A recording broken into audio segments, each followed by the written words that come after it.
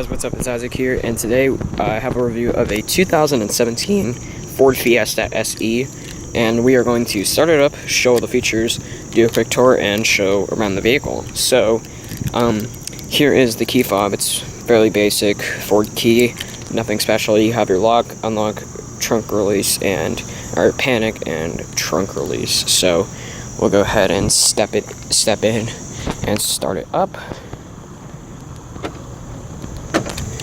So like I said, this one is a 17 and it is the SE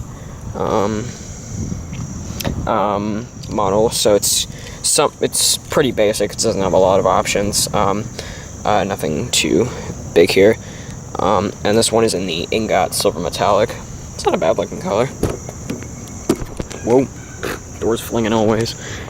And we do have a black cloth interior with manual driver seat adjustments.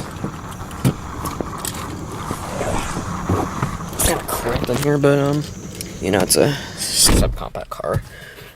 What do you expect? The interior is decent. It's not too bad. I kind of like this piano black trim, so I'm gonna start it up. Well, actually, yeah, let me open the door so you can hear the engine pep. Probably not that loud. Probably just like a 1.6 or something. I don't know exactly. Actions do not include fees, rebates, and adjustments posted by Santander. Santander Bank. Oh, it does have Sync 3.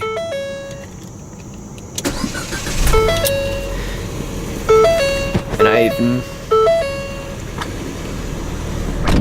so, you do have a, you do have a 3-spoke steering wheel. And then coming to your transmission, I believe this is a 6-speed automatic with sport mode. And then, of course, when you put it in, you will see a backup camera, up on the Sync 3. So we will go ahead and turn on the lights and the hazards.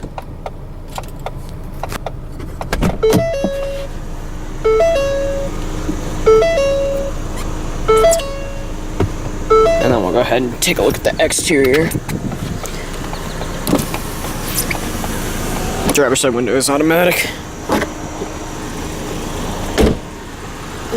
You do have old blind spot mirror right here. I don't know if these mirrors are heated or not. You do have 16-inch alloy wheels. And then coming up front, we do have halogen headlights. The engine seems like it can get pretty noisy. I don't know. And then coming to the rear, do have our taillights, of course.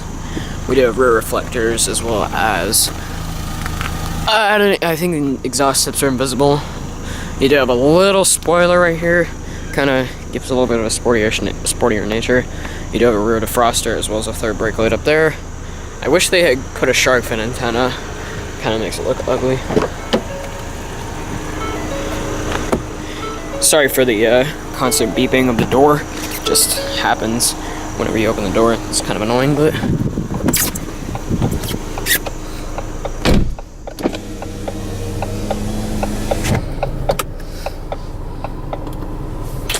so build quality materials inside of the Fiesta are kind of what you expect inside of a subcompact. It's pretty, you know, pretty mediocre. Nothing too great here. The upper door panel is hard touch plastic, as well as the mid door panel is hard touch plastic. The armrest is wrapped in this nice wrapped in this nice cloth. The dashboard is slightly padded. Yeah, it's actually not very nice padded. Up here towards the system, it's hard touch. Down here, it's nice and soft touch. Excuse me. But down here it is nice and soft touch, and well, right here it's kind of hard touch where you might hit your knees, but that seems kind of normal. Down here it's hard touch. Center console is nice and padded, and I do like this piano black trim that you have. So coming to the steering wheel design, the steering wheel is not that bad. It's pretty nice. I mean, you know, it's pretty much what you would find in the Fiesta. it's got pretty nice grip. I found myself in a good grip with this car. Over here you do have your audio controls for the Sync 3, of course, as well as your Bluetooth phone controls and your voice recognition. Let's go and test out the voice recognition. I haven't actually tried the Sync 3 yet. Please say a command.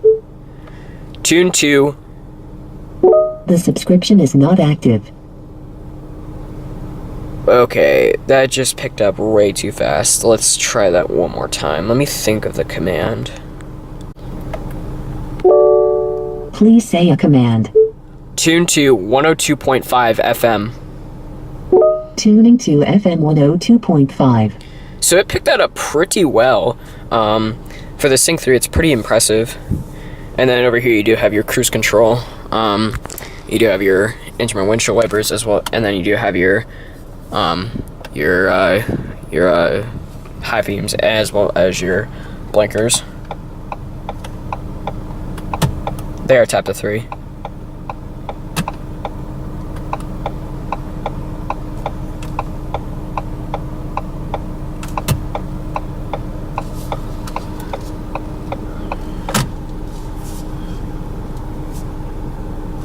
And then over here you do have your light controls as well as your panel dim. And then coming down here, you do have like a day and night mode thing. I guess that's for like interior illumination or something. That's kind of weird.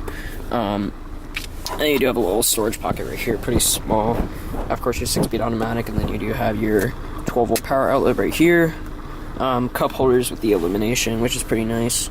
You do have your e-brake, and you do have a center console. Pretty disappointing amount of center console space. Pretty small amounts of it. You can probably only store like a few cell phones in there. Not much in there. It's pretty disappointing how much storage space. You do have 2 USB ports down there with nice little illumination rings around them. And then coming to your climate controls, pretty simple, pretty basic layout. You do have your fan speeds with this dial, and then your different zones. Turn your AC off right here, and your temperatures. It is single zone manual climate control, so yeah. And then right here you do have your hazard switch, as well as your lock for your to lock your doors. And then right here, and then coming to the infotainment system, it is the Sync 3. It's pretty nice. I actually have never used the Sync 3 before. Yeah, coming to your audio. Of course, coming to your sources. Your different sources do include AM, FM, Sirius satellite radios, CD, and Bluetooth streaming audio. And then you also can do the direct tune feature, which is pretty nice. And then coming to your home screen, you can customize your home screen however you would like. You can go to here, that, as well as the compass, and then you can also connect your phone.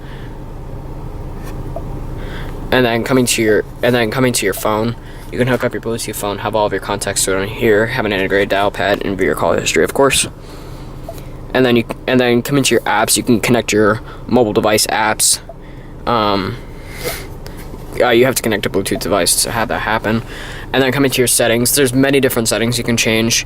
You also do have Apple CarPlay and Android Auto in this vehicle, which I will actually do a demo of in a separate video on this system. But yeah, so but if we go ahead, coming to the sound settings, you can change the treble, mid-range, bass, balance, fade, speed, compensated volume, occupancy mode, of course.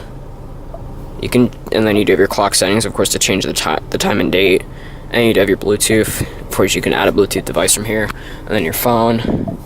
Of course, you can add your Bluetooth device from here.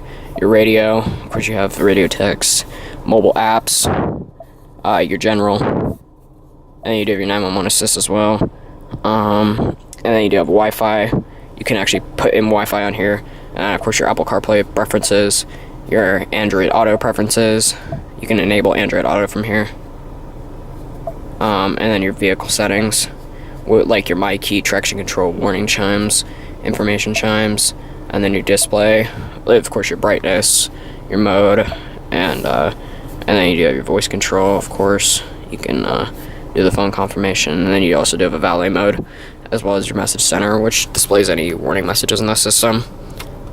So overall, I think the Sync 3 is actually a really great system. I think it's very intuitive, very, very responsive.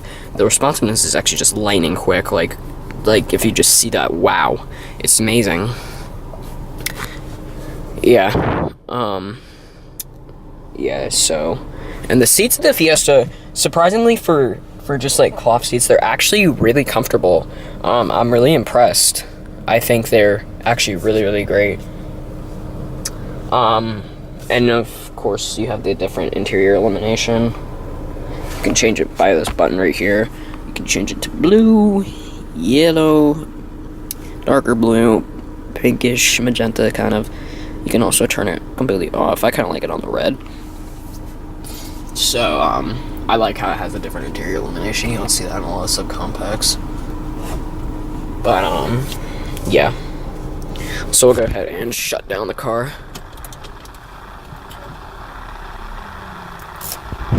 And we'll go ahead and check out the rest of the vehicle.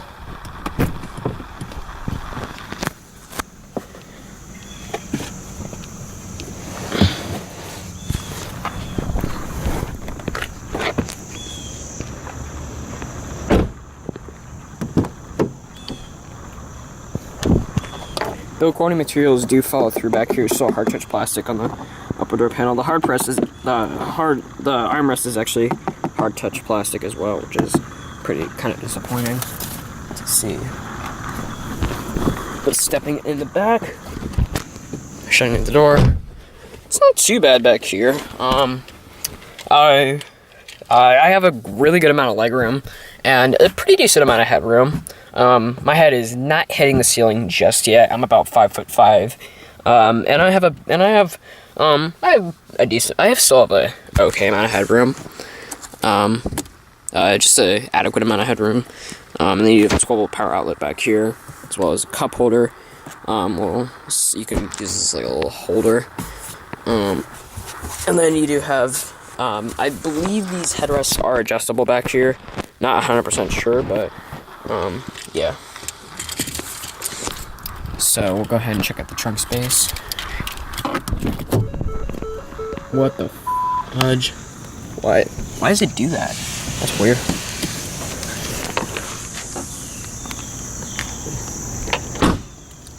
So we'll go ahead and check out the trunk space.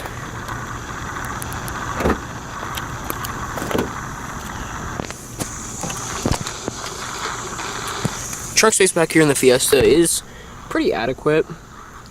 It's enough to get like an occasional piece of furniture, and you can fit a couple suitcases in here. But it has a fairly low floor. Yeah. And you do have emergency trunk release as well.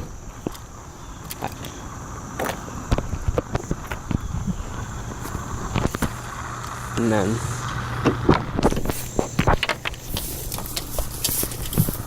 of course you do have a manual passenger seat. I didn't realize I needed this at all. And then of course you do have your glove box.